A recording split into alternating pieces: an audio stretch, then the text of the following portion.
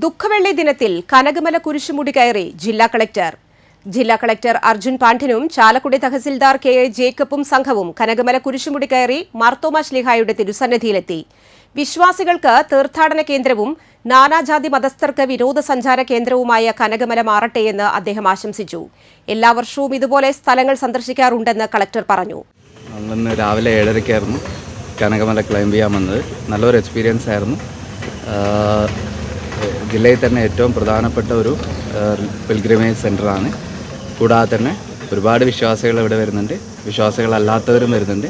നല്ല പ്രകൃതി ഭംഗി ആസ്വദിച്ചും പിന്നെ അല്ലാതെ നല്ലൊരു ട്രെക്കിംഗ് എക്സ്പീരിയൻസും കൂടെയാണ് കനകമലയിൽ തരുന്നത്.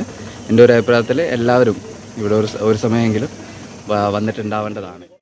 തൃശൂർ ജില്ലയിലെ ഏക കുരിശുമുടി തീർത്ഥാടന കേന്ദ്രമായ കനകമല തീർത്ഥാടനത്തിന് ഇപ്രാവശ്യം വലിയ പ്രാധാന്യമുണ്ടെന്നും കുരിശുമല കയറി ഇറങ്ങിയപ്പോൾ നല്ല അനുഭവമാണ് ഉണ്ടായത് എന്നും ഇടുക്കി ജില്ലക്കാരനായ കളക്ടർ പറഞ്ഞു. മനസ്സിനും ശരീരത്തിനും കണ്ണിനും ഒരുപോലെ ഊർജ്ജമേകുന്ന കനകമല കുരിശുമുടിയിലേക്ക് എല്ലാവരും കയറണമെന്ന് അദ്ദേഹം അഭ്യർത്ഥിച്ചു. കൈകാരന്മാരായ ജോസ് വെട്ടുമണിക്കൽ, ജോയ് കളത്തിങ്കൽ എന്നിവർ കളക്ടറെയും സംഘത്തെയും അനുഗമിച്ചു.